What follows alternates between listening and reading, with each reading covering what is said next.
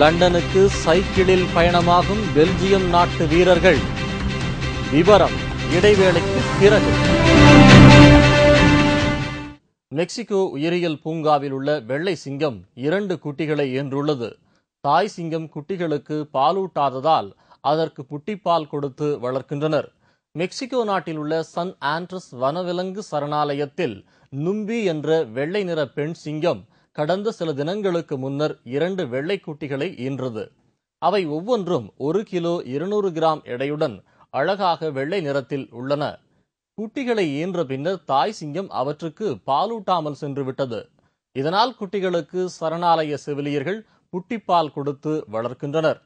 குட்டிகள் இரண்டும் ஒன்றையொன்று தடவி கொடுத்து வாஞ்சையுடன் விளையாடுவது பார்வையாளர்களை வெகுவாக கவர்கிறது. லண்டன் ஒலிம்பிக் போட்டியில் தங்கள் நாடு கலந்து கொள்வதை முன்னிட்டு பெல்ஜியம் சைக்கிள் பந்தய வீரர்கள் 317 கிலோமீட்டர் தூரம் சைக்கிள் பயணம் மேற்கொண்டனர். அவர்கள் நாளை மறுநாள் லண்டனை சென்றடைவார்கள். ஒலிம்பிக் போட்டியில் பெல்ஜியம் நாட்டின் வீரர்களும் பங்கேற்கிறார்கள். இதை முன்னிட்டு அந்த நாட்டின் சைக்கிள் பந்தய வீரர்கள் 23 பேர் இன்று முன்னாள் சாம்பியன் எட்டி முர்க்ஸ் தலைமையில் தலைநகர் பிரசல்ஸ் நகரிலிருந்து லண்டன் நகருக்கு சுற்றுலா சைக்கிள் பயணம் மேற்கொண்டனர்.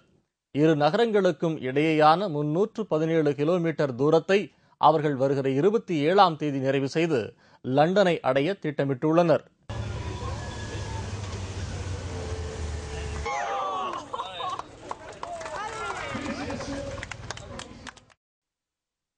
இத்துடன் செய்திகள் நிறைவடைந்தன. மீண்டும் செய்திகள் நாளை காலை 7 மணிக்கு. வணக்கம்.